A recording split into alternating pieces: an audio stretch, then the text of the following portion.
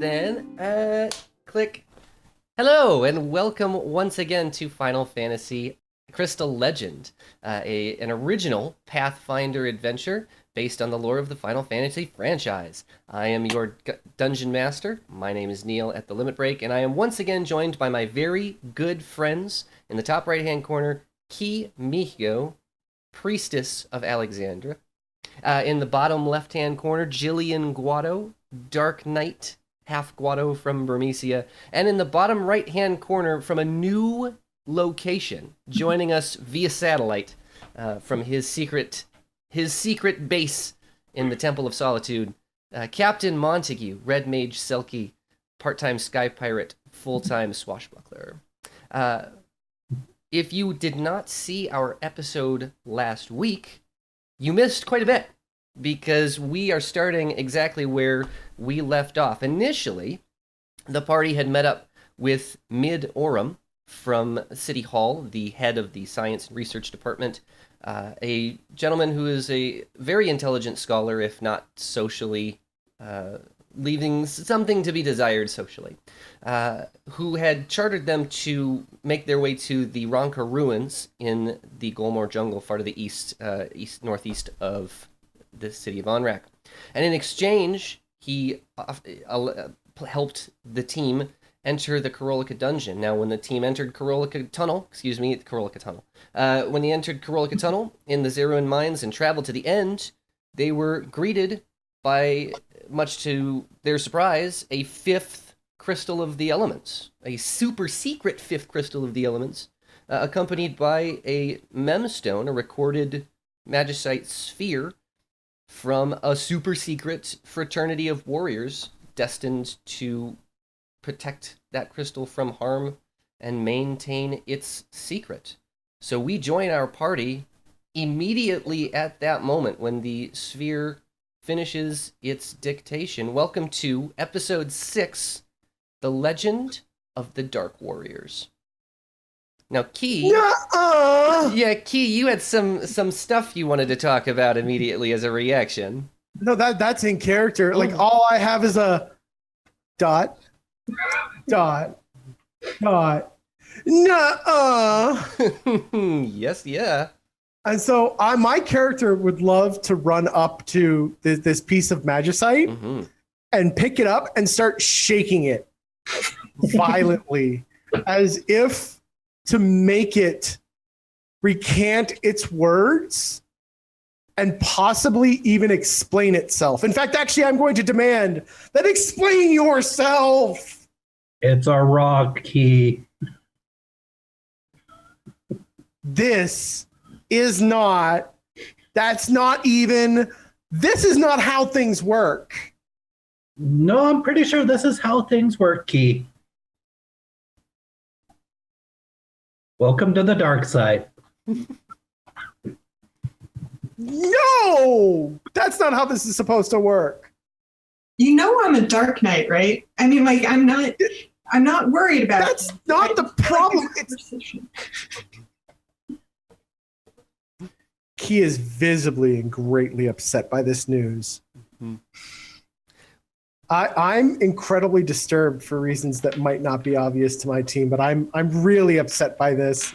At this point, I think I have started screaming at the magicite. Why can't we tell anyone? That's because it's a secret thing. We can't. What? No, that's not how things work.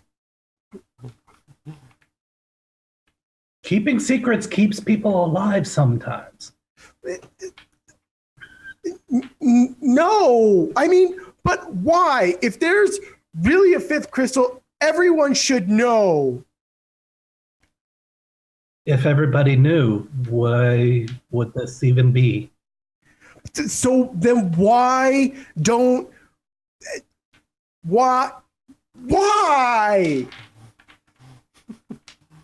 I don't know. You're asking the wrong rock. So at this point, I'm going to return to shaking and screaming at the rock. If it's not the right rock, I don't think I'm getting any reaction from the rock, though. That rock does not change its story. No, it's Okay. Do I have the ability to invoke it? Invoke it in what way? To reactivate it and make it invoke its thing again for me. Yeah, you could. It's the power, the amount of magic on it is sort of low, so it doesn't have a lot of power to play it back too many times. But you could probably coax another reading out of it. Okay, I'm not going to make you reread the whole thing as you have posted it. It is posted. But he does make it play the entire thing all over again, studying every word. And when it is finished, she is none the happier for it. Actually, just kind of looking around, seeing what's around in the tunnel, besides the crystal and the magicite. Well, the tunnel itself is barren. The walls and the ceiling and the floor, you may remember, are now completely encased in a color, this dark purple gemstone that is the same color as the crystal itself. The crystal, the big crystal, of course, that we're talking about itself is emanating its own light. It radiates its own light, and it is a magical light source. It is brightly colored, but it's everything has got this sort of purple hue to it. But no, there's no other things of interest in this area, and it looks like it's by design. Okay. Since the stone is not giving me answers, and I still demand answers. Are you going to ask the crystal now? That's right. That's actually where I was just about to go too. So Throws the magicite aside and storms right up to this giant floating crystal. I demand answers. Well, the crystal does not speak back to you, but you're welcome to try other means of communication aside from just shouting at it. No, I'm going to remain shouting at it for at least a solid 10 minutes, which I will not make my players sit through. But if they would like to do anything for the next 10 minutes while I scream at the crystal about why, the answers I want, and why no one should know, those are the three things I really need the crystal to tell me. And I think I'm going to basically hiss and yowl at it for at least several minutes unless a player stops me. I'm going to let Key go at it. I'm also going to pocket the magicite because I want it for reasons. Okay. And since I'm assuming that there isn't going to magically be new things, I'm going to actually poke the crystal. Very, very carefully poke the crystal, because I figure it's let us get this close, and I just want to assess what it can tell me about its existence physically. So I'm very cautiously poking it. You lay a hand on the crystal physically, and when you do that, it doesn't speak to you in words as much as it speaks to you in emotion. So when you touch it, it transfers a sort of a feeling to you, and you can tell that it is coming from the crystal, and you can tell it's a kind of a magical transference of this knowledge. You touch it, and you sense a kind of pain. It's not well. And it also has a bit of fear, I think, would be the best way to explain it. It's not 100%. It's afraid. Well, I mean, it's not, because it's not speaking to you directly. It's only just in how you're able to kind of analyze its method of communication. But you're sensing fear and you're sensing pain. 3 points to Captain Montigue for getting the joke. One of you magic users should probably touch this, because the floating crystal that shouldn't exist is feeling things. So This is weird. After she says that, I'm going to, while looking at Key, just kind of caress the stone. I'm gonna pause my screaming to point at Captain Montigue and be like, "Don't side with this stone. It does not deserve it." Who are you to say what it deserves? I don't think that there would be a different reaction because you're a mage. Yeah. So Key. Oh, wait, are you done? Sorry. No, you go ahead while I'm kind of thinking about that. I was actually about to say something, be like, Key, aren't you supposed to help all living things?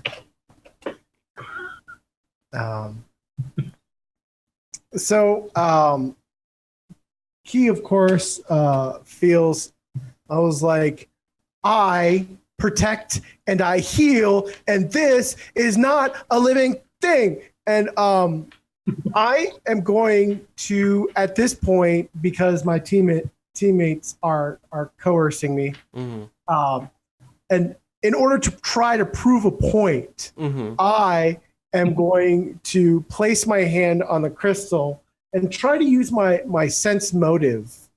Okay. To try to kind of sense the motive of said crystal.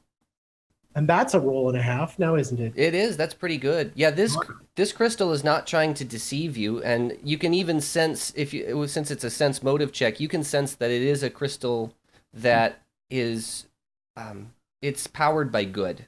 It's powered by goodness. Upon feeling that, I know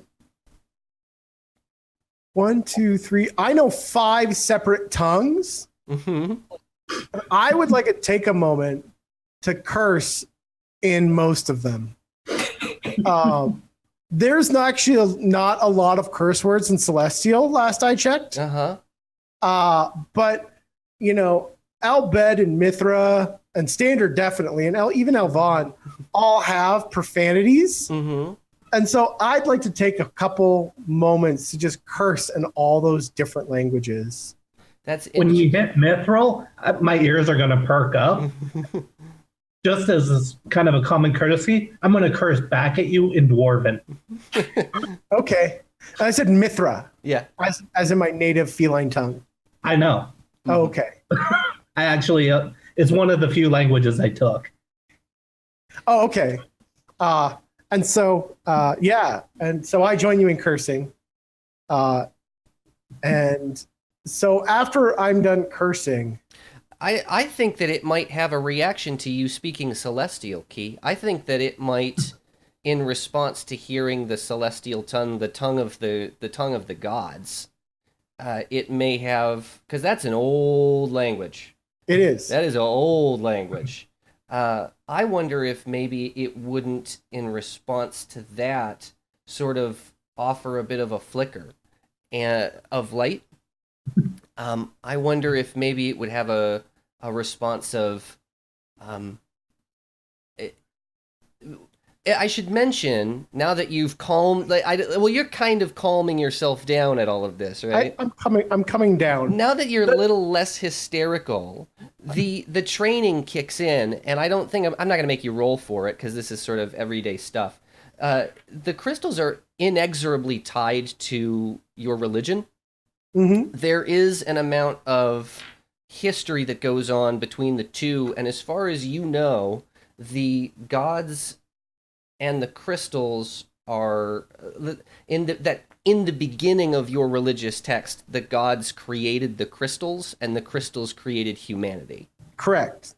That's my belief system. Right, and so it wouldn't be terribly surprising to hear that Celestial would get a kind of a response from this. It doesn't speak back to you because it cannot speak, but it is, or at least as far as you know, it cannot speak. But you can tell that maybe if that just legitimizes its credibility at all. Okay. And it's flickering. And so now it's responding to all of my frustrations. That's going to get me thinking. And so I'd actually just like to, in Celestial, just to attempt to not be angry and frustrated Mm-hmm. and kind of calm myself and take some deep breaths and pray to Alexander for protection Mm-hmm. and heal my anger. Mm-hmm. And then I'm going to first ask it a really open-ended question. I'm with my hand against it. In Celestial, I want to ask it why. Just why? Just why. I'm starting off with a really swinging wide, and then I'll try to. Okay, so it flashes again, and it is trying to present you with a kind of vision, all three of you, but it's there's too much. There's too much information. Okay. Once I get over my overwhelm, I'm going to look to Gillian Guado. I'm going to look to Captain Montigue. And I'm going to give shifty eyes to be like, just make sure everyone's okay. Yeah, there's no physical response here. Well, no, but I'm kind of giving everyone a nod. Like, I'm going to keep going. And I'm kind of like, because I'm tense still a little bit. Yeah. But I'm trying to get a nod from everyone. And so then a nod from Captain. Mm-hmm. So after getting a nod from everyone in Celestial, I'm going to ask it, what is it afraid of? It's like the vision it's presenting you is not of this realm. It's like it's presenting you a vision of another plane of existence, and this plane of existence is horrifying. It's a terrible evil.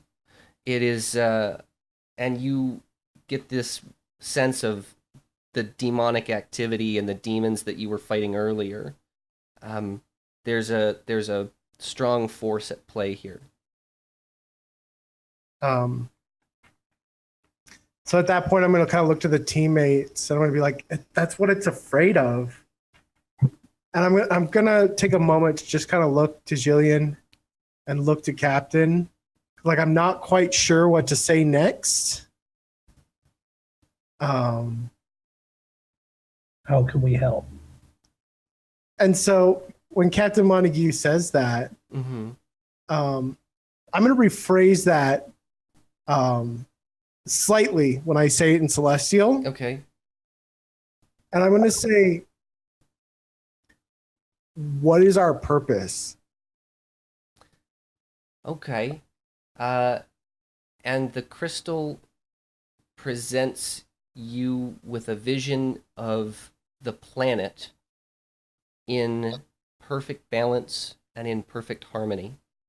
And you get this sort of flashes of humanity thriving, and plants and animals are verdant and full, and society is progressing. So then that sounds like Key is now relaxed. Her tail has now come back down. Her ears are back up. Her fur is slowly starting to not be completely bottled out. Mm-hmm. So that's a very serene thing, especially for a priestess of Alexander. You know, that's pretty awesome. And so her next question, unfortunately, the question that she just thought of is probably going to be ugly vague, but this is the first thing that pops into her head. Mm-hmm. Is in Celestial, she says, what do we need to do? It shows you a vision of itself floating in air, and the light that's emitting from it is much greater than the light that it currently is when you are staring at it. I'm going to communicate that to my teammates. This is what we need to give it. Well, then they can see the we're vision all too. seeing Yeah, the they're all seeing the Yeah, vision. but they can't understand what I say. Okay. Yeah. So every time I tell you something in Celestial, neither of these two understand what I'm saying. Okay. They don't understand the questions. They just hear me blurting stuff out. I understand. Yeah, and getting the answers in our head. So it's like, Yeah. They're playing a really weird version of Jeopardy. I'm curious if any of your characters have ever interacted with another crystal before? Because the other 4 crystals are very well known. No, no, no, no. Okay. Key may have visited crystals in the past. Okay. Yeah, I was going to say the closest one would probably be Key. Probably. But Key, just because of her privilege and her life, visiting a crystal is probably something she's done. But she's never interacted with a crystal on this level. Okay. I can't imagine she would have ever, even on her level, she's not that high class to have the privilege to walk up and touch a crystal. Oh, no. But I'm curious if any of you have seen crystals before. I assume that Key would have at least visited a crystal. Okay. I mean, if you had visited a crystal, then you are used to them being brighter than this. Okay. So Key understands that this crystal is very dim. So I let them know, I'm like, this is what it needs. It needs the light. And I'm going to pause. I'm going to think about it. Wait, does it need light or does it need to generate light? So I'm going to ask the crystal more or less what Montigue said, but I'm going to say, how do we bring the light? Well, Montigue, you, first of all, just from the arcane, I mean, your background, you know the crystals as being a source of your magical power. Right. And so this concept of you would know that it doesn't generate light. The light is a reaction to the amount of power that it's supposed to be a source of unending power. And a crystal fading would be a sign of something in the world is something else in the world, not of the crystal, is causing this to lose its power. So basically, I would know we have to find whatever is basically stealing the energy from it. Right. And so it's trying to show you exactly what is pulling its power, but it's like it doesn't know. It's like it's sending you a bunch of little flickers of images. So let me give you a couple of flickers of images that you are seeing to kind of give you this vision. You see a castle in a heavily forested area, like a big proper castle, and it's surrounded by a very thick mist. You see a vision of some monstrous form of technology, like a machine, some kind of machina that is drilling into the earth itself. You get a vision of undead wandering, like just like zombies and imps and creatures that are roaming the beaches. They're roaming a beach. You get a vision of a group of shrouded individuals, short and sinister, but you can't make out what they look like. Those 4 things are a kind of a cacophony of images that you're seeing all at once. But it's like the crystal can't decide which is which. Yeah. I'm going to turn back to the crystal, and I'm going to ask it very specifically. Why can't we tell anyone? You see a vision of war. But this is not a war between humans and beastmen.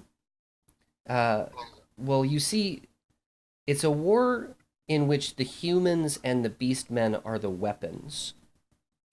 And the soldiers are titans and giants. And sort of like an ancient, this is old school, Book of Genesis kind of crazy wildness. One of the soldiers is Kieran the Good-Hearted. So I'm gonna have a one-on-one with the crystal real quick, and I'm just gonna be like, listen. No, I'm actually gonna say this in Celestial, as close as you. So listen. Well, let's talk about this for a moment. Let's be reasonable, cats and crystals and big shiny rocks here for a moment. I need you to explain to me how you think I'm not going to have this conversation with Gillian, like, first thing in the morning. Like, how is this not going to happen? Like,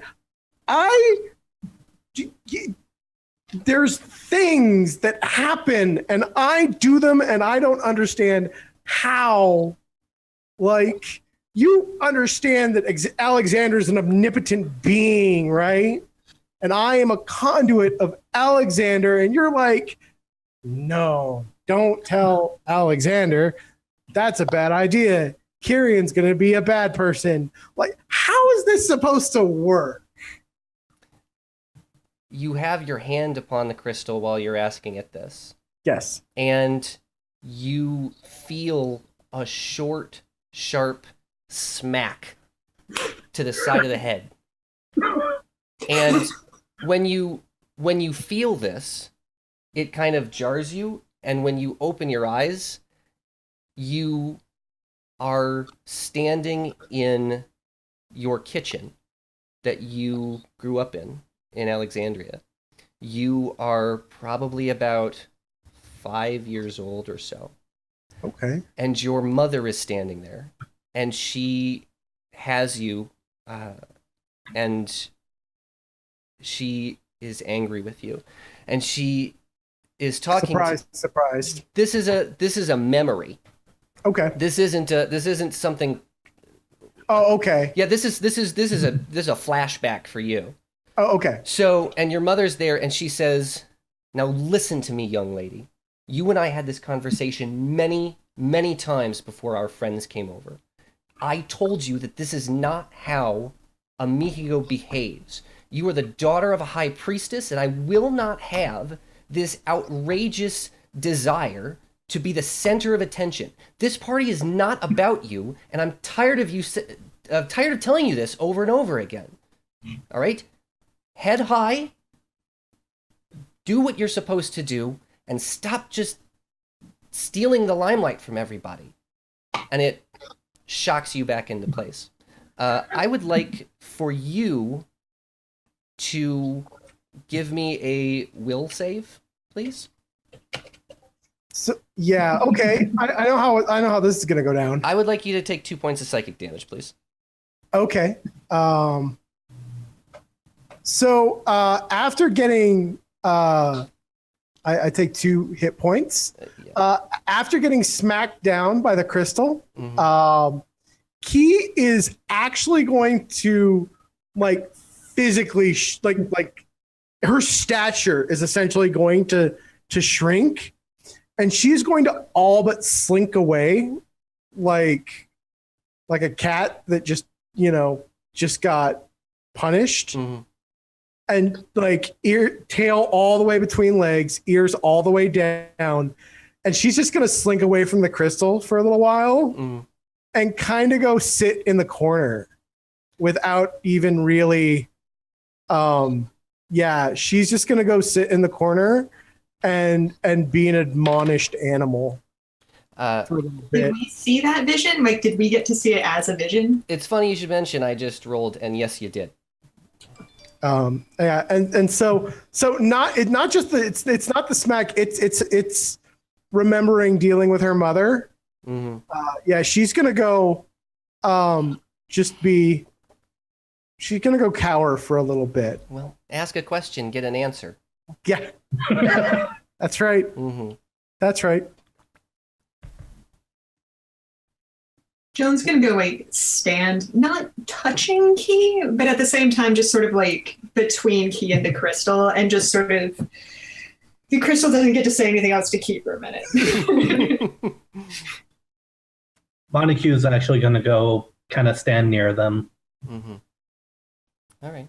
He can't ask any questions, and Right. So and I have no idea what Loves her. he asked. I'm just like, Yeah, that's there was a lot of emotion in the question, though. Mhm. So I'm just like, I feel like everyone needs to take a minute. Okay, so after Key gets her 5 to 10 to sit and pout and just be kind of really quiet, probably the most quiet and least boisterous she's ever been around these two. She's just gonna kind of mutter out in like a really kind of soft tone, like, "Is there anything anyone else wants?" when she asks that, I'm gonna just pat her on the head and cast Cure Light Wounds on her. Okay, so I'm back up to full. I'm cured. I feel better. I'm like, thank you. all right. I don't know what else to do. Gillian? Well, I'm curious what your response is to all of this for other reasons that haven't been brought up. I haven't said anything about that because I'm not Nope. sure how to even breach that question Not to a- my party. Yeah, not a problem. Can't. But I definitely have some questions about what we can chase down about who was here before us. Mhm. So my knee-jerk reaction is going to be, we should probably talk to Mid about those demons that he was on about. I so don't want to talk to Mid. And we definitely could not talk about the crystal directly. No. No.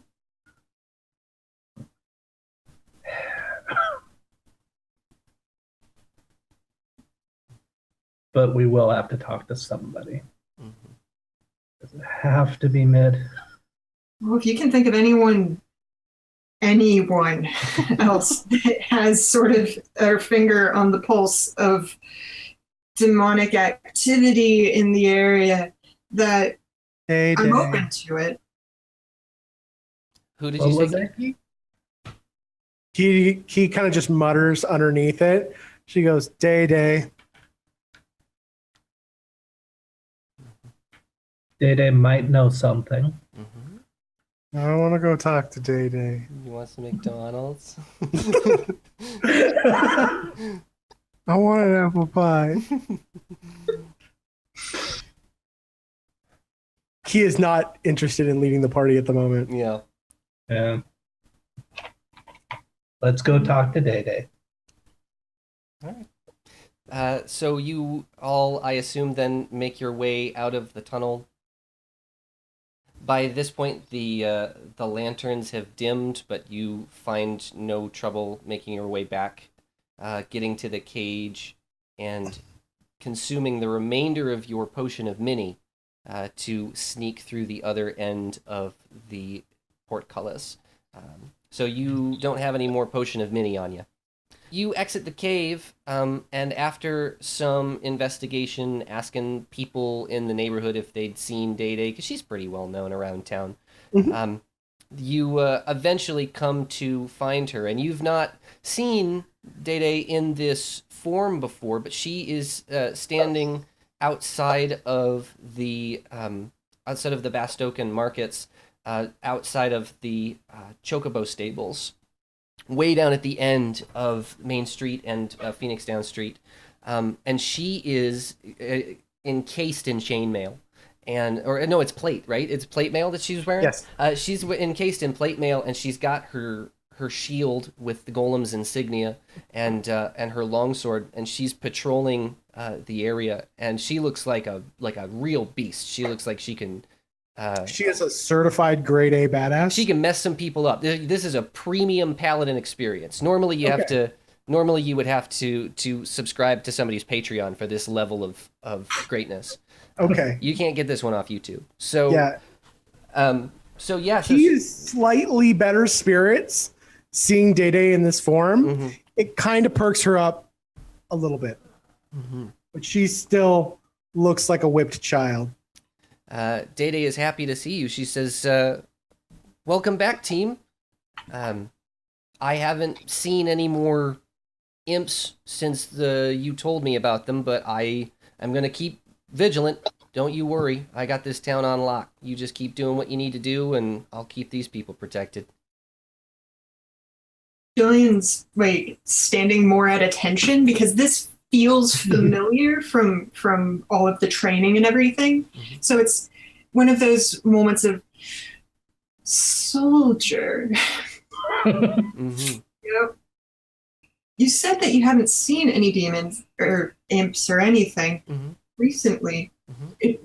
Have you noticed any sort of influx of demons from anywhere specific, like where the imps might have come from?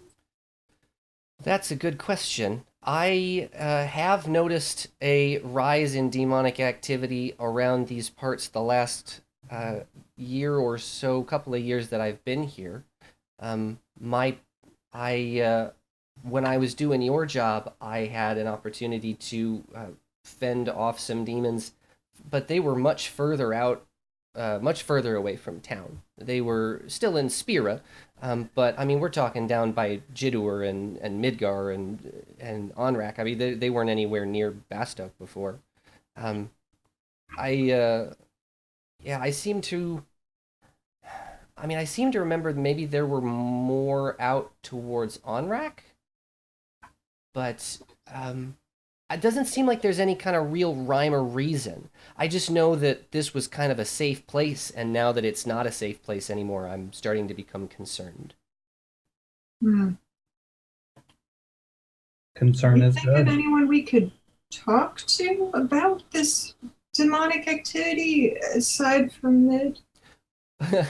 She sort of chuckles aside from Mid, and she says, "Well, I mean, what kind of things do you want to know? Other than, I mean, I know some stuff about some demons. I just, what kind of things do you want to know?" Oh, I'm You know concerned about about it. I have a question. Okay. Do you know about a castle in the woods? She gets a little bit defensive at that question. She says, I've been to a large castle that had some demonic activity, but it didn't really go well. That mission was a failure. He's gonna kind of shuffle her foot and kind of nudge Captain Montague in the back of his leg, Yeah. and kind of give him a, oh, watch what questions you're asking, bud. Look, kind of try to. Right. Gillian's also giving some side eye. Just asking. Yeah. She says I went to a castle in the Chaos Continent once, but it didn't go well, and I would highly recommend that the three of you not go near it. He's instantly going to nod in yes, ma'am. There were some. It wasn't just the imps. There were some really bad beastmen there. Ones that I'd never seen before. And I don't even know what they're called. But I wouldn't mess with them. Okay. What about the ruins around Onrak? She says, Mid wants us to go there, and it would probably be good to get some information before we go. oh. She says, I remember hearing stories about that place.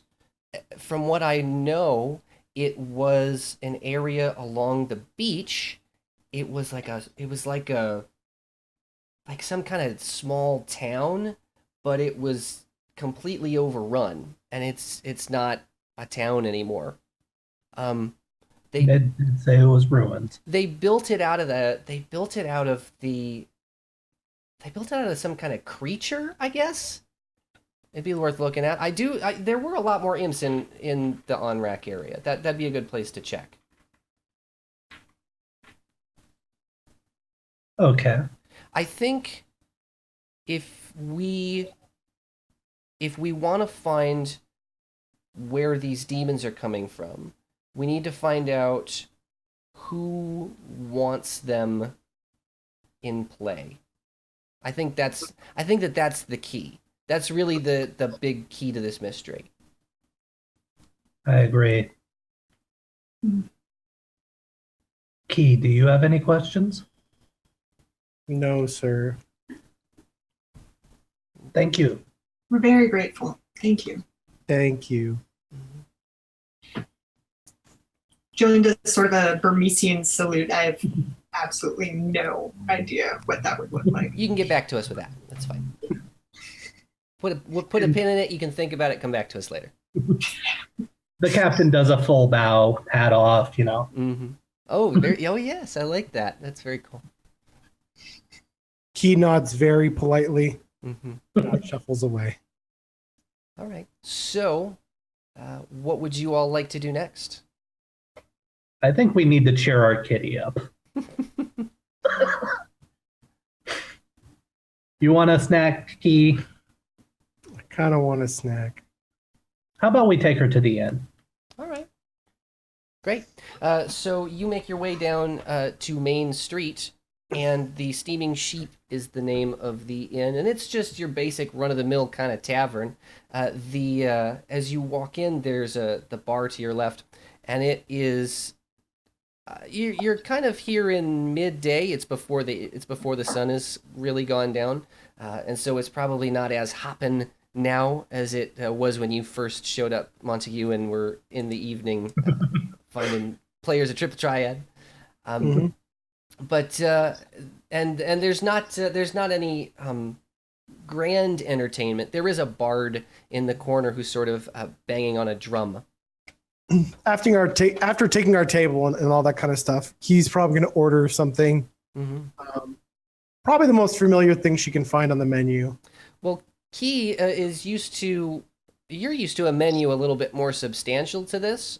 This is a medium-sized town. And so your viewing of the menu may go over much like sort of, oh, well, do they take special orders? Kind of the thought crosses your mind. You wonder if they take special orders. Key does definitely have that thought. However, she lacks the ability to summon those words out of her lips at the moment, just because of the mood that she's in. Right now, stepping out of line doesn't feel like a great idea for her. They do have beef soup with bread. Yeah, so she's just gonna do that. Yeah, she's just gonna order the most plebeian thing on the menu, just to kind of order something and not make waves. Not making waves is right now where she's at. And after she's ordered her food, she's going to look to both of you and go,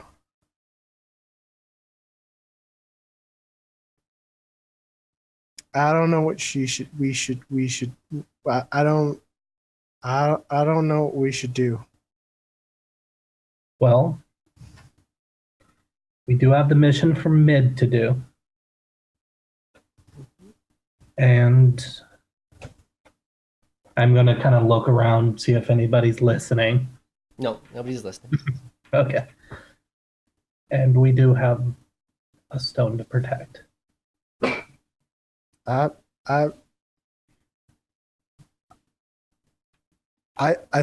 think the stone is pretty good at taking care of its own business.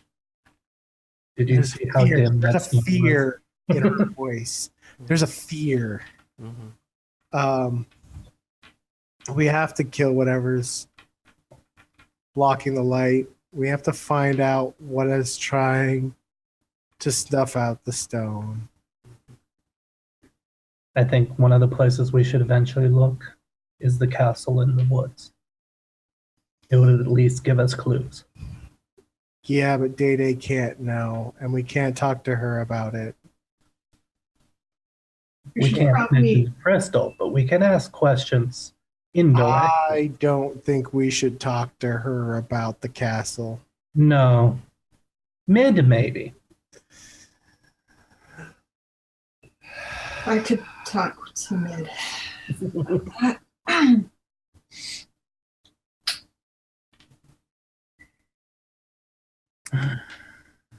We're definitely not talking to Mid until after we do his mission, though. We can put it off. If we come to Mid empty-handed, we may burn down that building. It very well could come to be. I like this team. Am I the only one who's eating at the table? Yes. Well, Key gets her food, Mm-hmm. and she eats it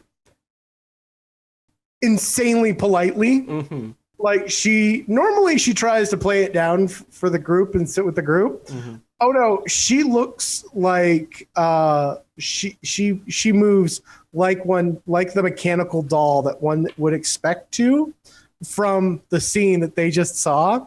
Like she sits perfectly and she eats this, even though it's probably really difficult to eat food like this, she eats it in such a manner that is very unbecoming of the food itself. Which you probably just smash bread in stuff entire thing in face. That's not how she eats it. Key is still very visibly shaken from being reminded of her relationship with her mother. Well, if anybody has nothing else, we could move our adventure forward if you'd like. I'm thinking we should. Yeah? I'm done with that. Okay. Beautiful. So you all have a nice remainder of your evening, as best as you can have a nice remainder of your evening. The lights go down, the sun goes down, and the lights come up. The tavern itself is a little bit more hopping a little bit later in the evening. You can find yourself, Monty, you can find himself a card game. Gillian can grab herself a bath from one of the from her usual location, and as the evening subsides, you find yourself back at the residence. As the sun comes up first thing in the morning, Key, of course, early in the morning, you head to the Temple of Alexander. To Walking the most stiffest walk a cat can probably pull off. Yeah, you didn't get a great night's sleep, I imagine. No. And so you manage to make your way to the Temple of Alexander. The head priest is there as usual. Yeah, so Key's gonna show up, and she's really just gonna kind of go through the motions. Mm-hmm. She's been doing this her whole life, and even though she's clearly not her boisterous self, she's not necessarily the husk of a cat she was yesterday. So she manages to put on a smile and go through all the motions, laying hands, helping out, doing all that stuff. And then after waiting until probably the last viable moment that she can really go do it, she goes and sits down and prays and meditates to Alexander to do her thing. Her thing. Her thing. That thing that she does. That thing that she does, where she prays to the point of a deep, deep transcendental meditation, where she ascends to meet with her messenger of Alexander. Kieran the good-hearted is there, and she says, "Grace and peace be with thee. Do not be afraid. He is the righteousness, thy master. The planets and heavens sing praises upon the holiest. He looks upon thee with favor, and grants thee power in your countenance to him. What hast thou to say today in honor to the one thou art devoted?" Praise be to Alexander, the protector and healer of all. I give great thanks and blessings to him. I come with heavy heart. Like Kieran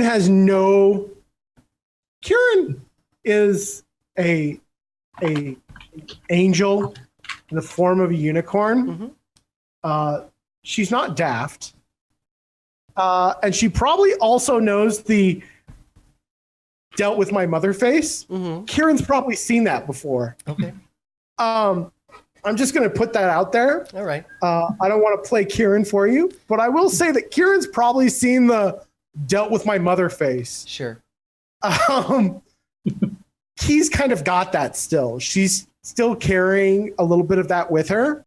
And that probably covers up the just met a giant crystal part of her. Okay. So she still gives all of her praises to Kieran for Alexander. She takes a little extra time to ask for protection and healing, deep inside healing, not physical healing, which Kieran again has probably heard a few times. And then she's kind of done with that. She's like, all right, yeah, that's the news for today. Kieran has seen this, and generally speaking, she's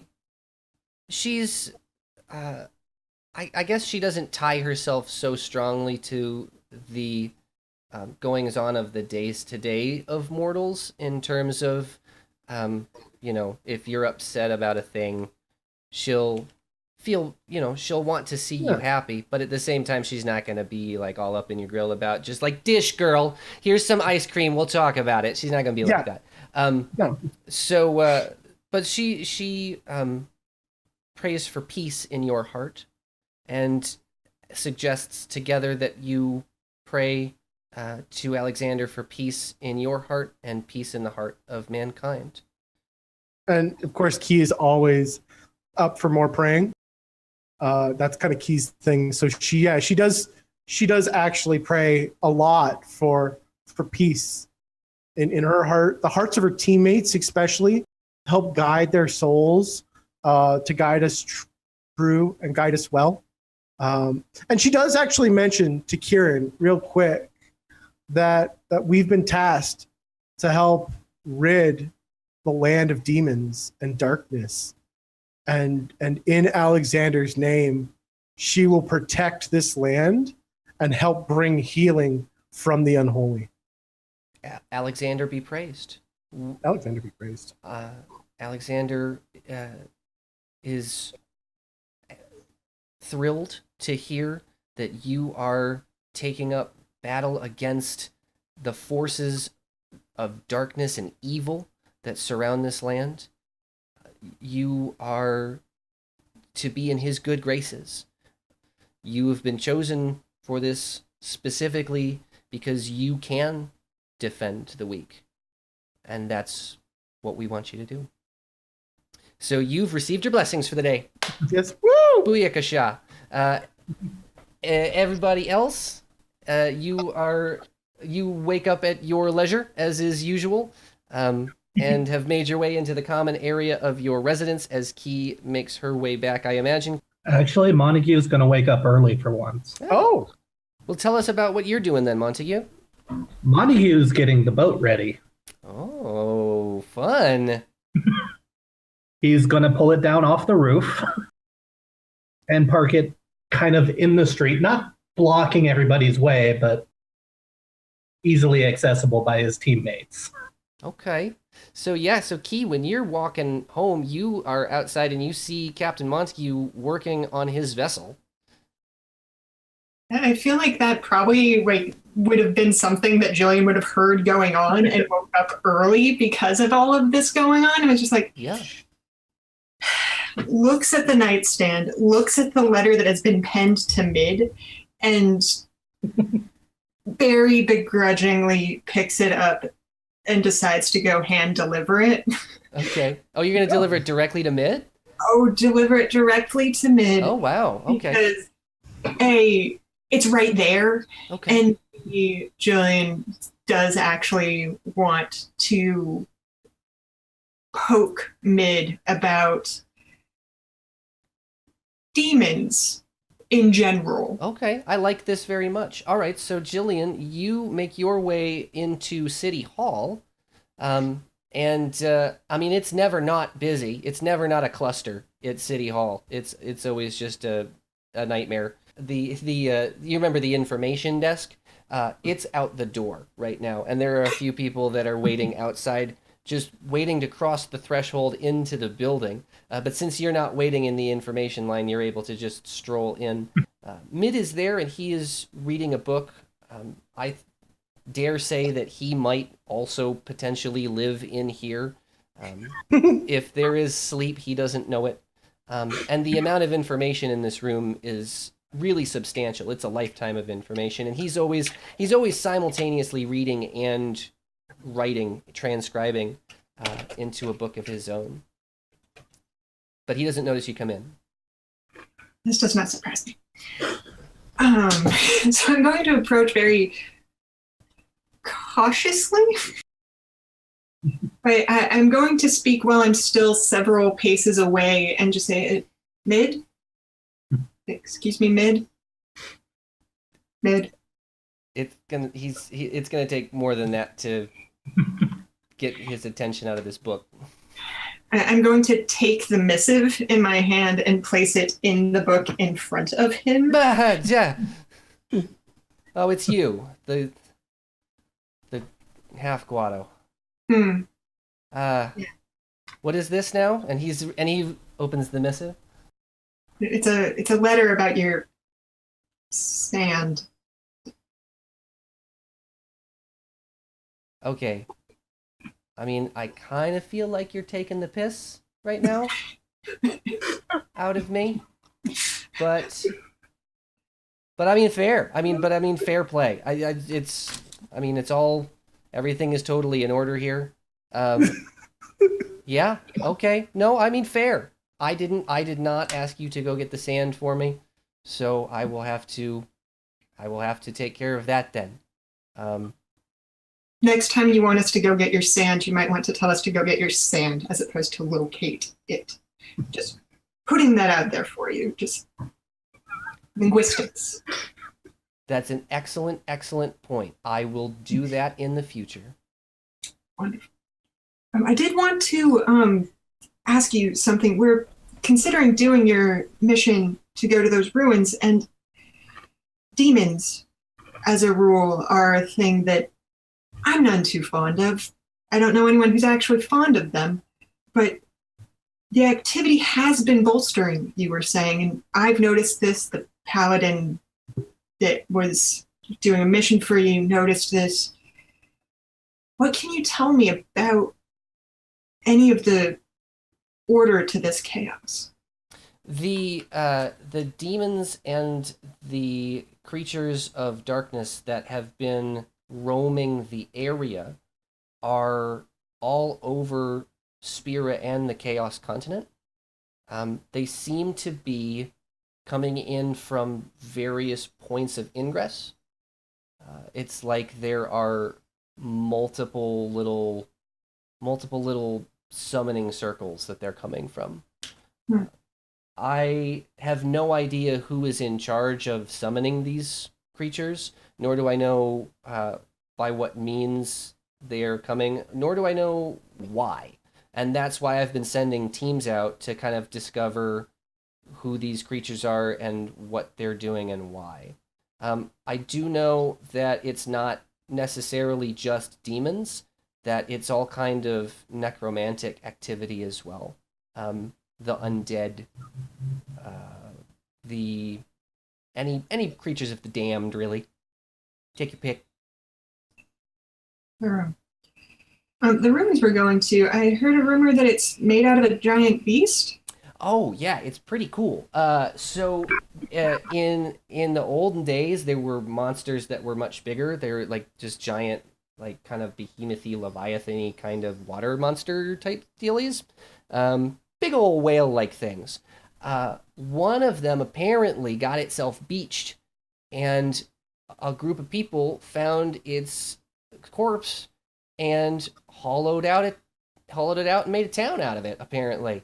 As a matter of fact, from what I understand, it's kind of like you ever heard of an elephant graveyard? It's like a whale graveyard.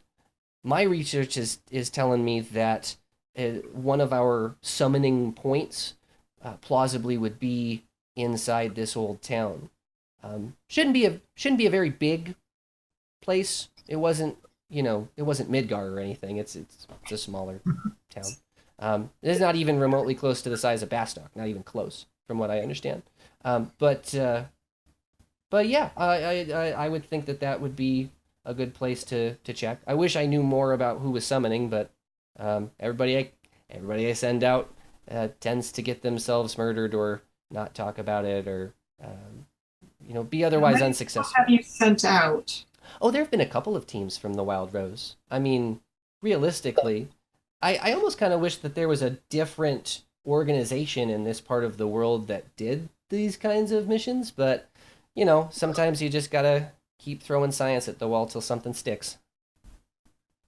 I'm glad that in this case it means throwing soldiers into peril.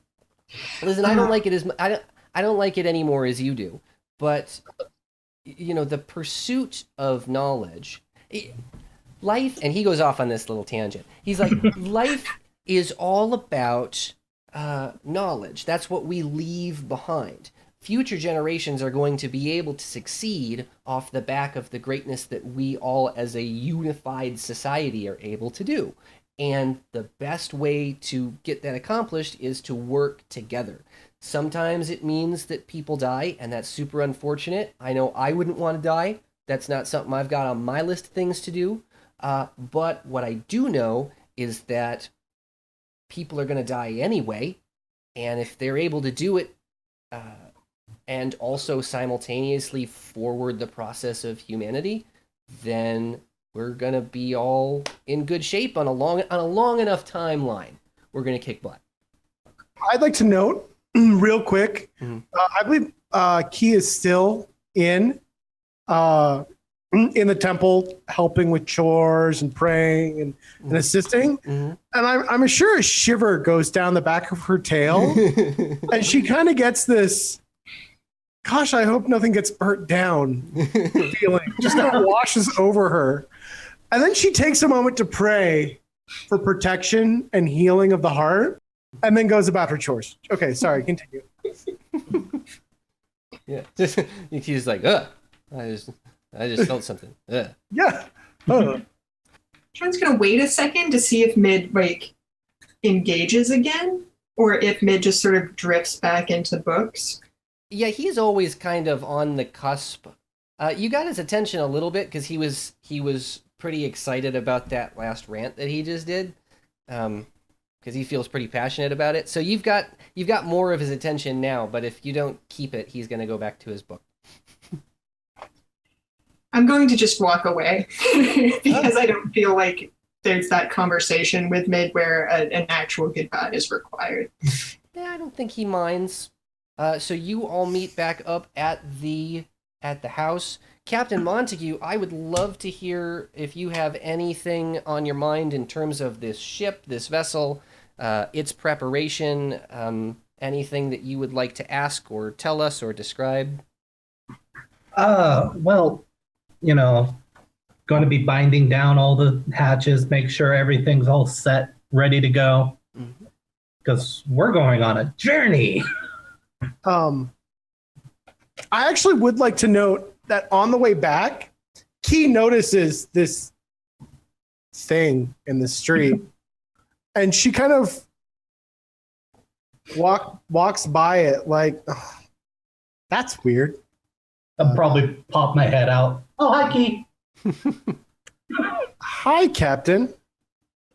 She thinks that's weird that he's that little, I don't know, life raft or something, but she assumes that he's doing his, and she's in a bit better of mood. She's not where she normally is, but spending time with Kieran and Alexander and helping out in the temple always puts Key in a good mood. It's a good way to start her day. So she's not in necessarily like the worst of moods anymore. I love the image of Captain Montague kind of in the engine chamber, popping his head up, the little Selkie just being like, "Hi," and then like going back down and going back to his work. I love that image in my head. That's great. All right. So if you guys would like to take off, we can engage. Are you guys ready? I'm gonna lean over and be like, ready for? To go. It's not next door. We need to go there. Oh, okay. And so Key marches out towards the train station. No. Here. See this thing I'm in? We're taking that to the train? I mean, we could just walk. No. We're going to there, to the ruins, in this. I mean, what? It flies. Are you sure? Are you a cat?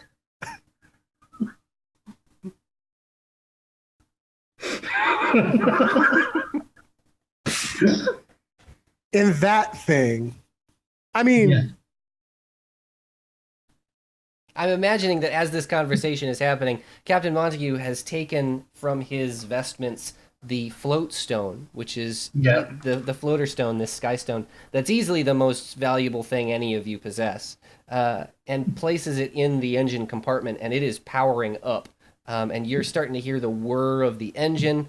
The ship, which is normally listed because of how it sits on the ground, ends up sort of slowly righting itself and is now still above. It's still on the ground, and you're able to climb in, but it's now standing straight up against what would otherwise be physics. right. Key's seen an airship before, and so she actually goes, "Oh, we need to take this up to your airship. I'm sorry, I'm still a little off, and I really apologize. I don't mean to be a trouble." And so Key goes to get onto it and looks to the sky to see where Captain Montague's airship is. As soon as you step on it, I'm going to be like, you're on my airship. It's about 12 feet long. Just enough to fit all three of us and not much else. Because there's also like an engine and a control compartment, right? Exactly. Yep. And it's It's basically a dinghy, an air dinghy.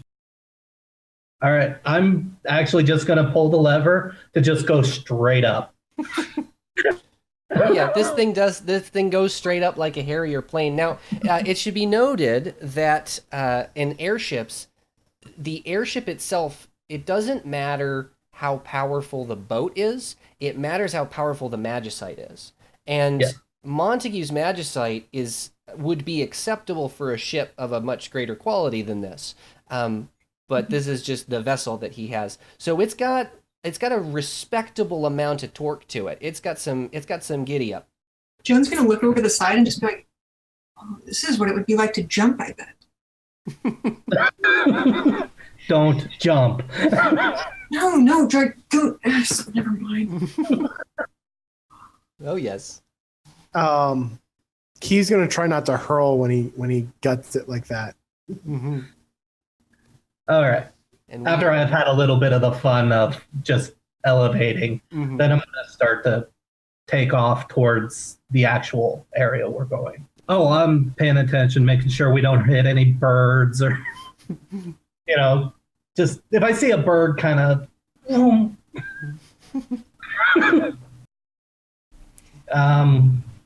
making sure nothing comes undone while we're going to, because, the floatstone might be a little too powerful for this boat in some places. Yes, potentially it could be. So I'm also not opening it up full throttle, just kind of enough to where we're making good time. Okay. The wind's blowing in our hair. All right. Well, this is a nice leisurely ride, and it's nice also to be able to look down over the edge as you're looking over the ground to see, the occasional running of animals and beasts and creatures, little camps, little goblin encampments and quativ encampments. lot of places that would have given Gillian struggle while she was riding her chocobo down to this area. Being able to bypass all of that is rather calming and pleasing. It is a little bit of a ride. It's going to be several hours to get there. The airship is moving along at a decent click, but it's slower than a train. So it's gonna take you some time to get there. And as I described before, when you were taking the train out, there is a pretty marked change in climate as we're heading out towards the east. Onrak is in a much more lush green area than Bastoke is. Bastoke is located in Gusterberg, which is basically just a rugged prairie, and this has got a lot more grass and a lot more trees, and you are able to fly sort of beyond. You're flying beyond the city of the town of Onrak itself, which is smaller than Bastoke, but you were there earlier at the train station, and you can see the trains kind of pulling in and out. The area that's been marked on your map, Mid had marked, is really very close to the coast. And as you get towards that area, you can see the area that Mid had described, Gillian, a sort of, it's not directly on the beach, but if you can imagine, there's the sea, the vast sea, and then there's a good amount of beach, probably maybe 100 yards or so of beach, maybe a little, yeah, around 100 yards or so of beach.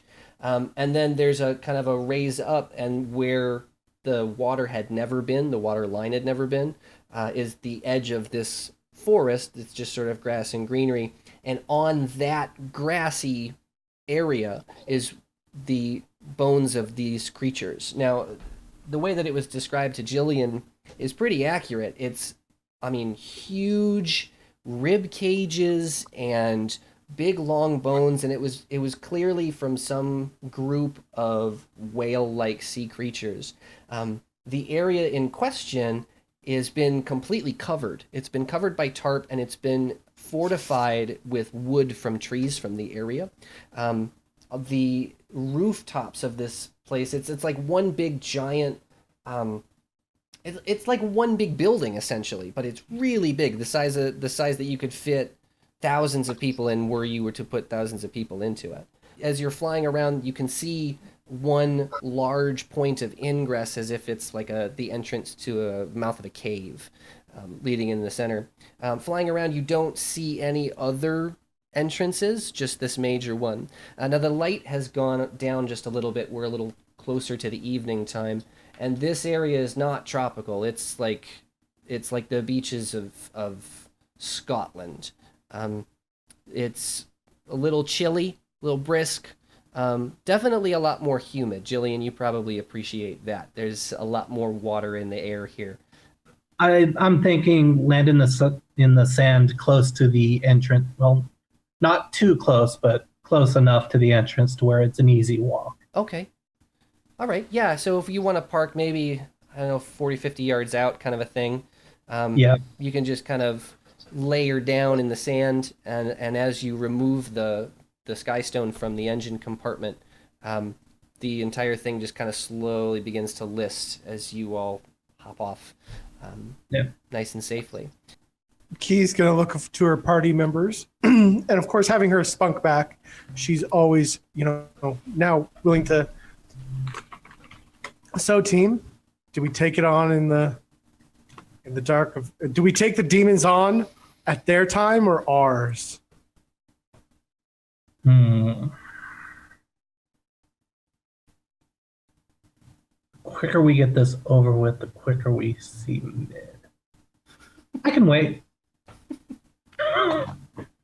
This close to the entrance, we probably should keep watch. I think that's a standard behavior that we would run through. Okay. Yeah. Yeah, Joan would be all about that. Okay.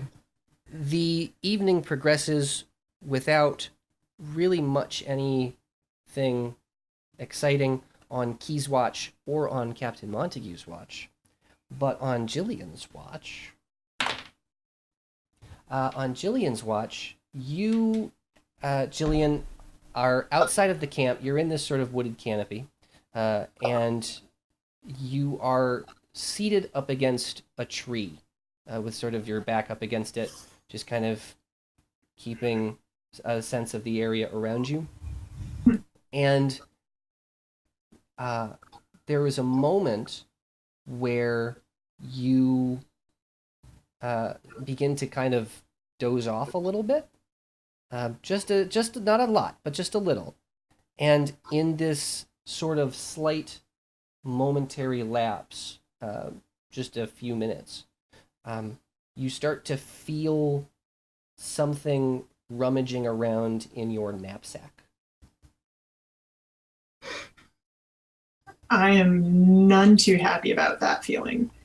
You kind of slowly turn yourself a little bit towards your knapsack, which is just off to the left of you as you're seated. And in the back of it, you see a small backside of a cat. Feline. A feline, like a domestic feline. Small one, not teammate. Not like a teammate, like a small kitty cat. It's probably a dark brown, maybe a black, and it's just kind of helping itself to whatever is in your backpack right now. I'm going to reach out to grab it by the scruff and pick it up and inquire from it whether or not it's an imp. It is not an imp. This is, it's not an imp, but at first you could be confused because it is a little black kitty cat, and it has what would be the wings of a bat along its backside, on its back, in between and where its shoulders would be. One of them is missing. One of them looks like it's been, it looks like it's been attacked. But this is a fairly small creature. It's maybe 10 inches to 12 inches in length, and it's just like kind of scritching and kind of yowling as a cat might do when it's being grabbed by the scruff. But after a moment, it kind of gives up and realizes that you are much bigger, and it calms down a little bit. Oh boy. I don't have any elixirs, small animal. Don't really have the ability to do anything about your injury either. This injury is old. Yeah, it's not a new wound. This is, yeah, it probably doesn't remember a time when it did have wings. Or two wings.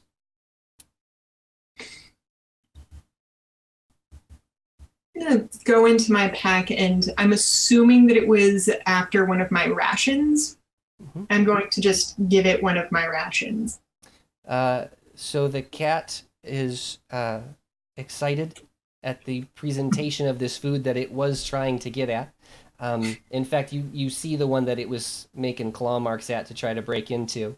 And after it eats for a moment, it scampers away, and you go back to your watch, and maybe about 10 minutes later, it returns. And as it walks up to you, it drops a little bird into your lap. Like a little... You just got adopted. A little pet sparrow. Well, that's, no longer alive. But, right. But it's given you, it's seeing fit to give you a present. I'm going to pick up the slightly damp sparrow. Thank you. Are you sure you don't... I don't eat these. It's purring, and it's kind of rubbing its head on you. Neat. I'm going to gently toss the dead sparrow in a fashion that maybe it will want to chase and pounce it. Oh no, it's much more interested in you than this sparrow now. Oh, good. Oh, good.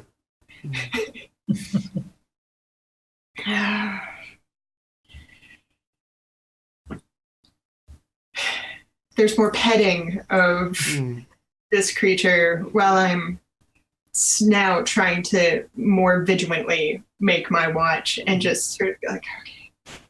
Great.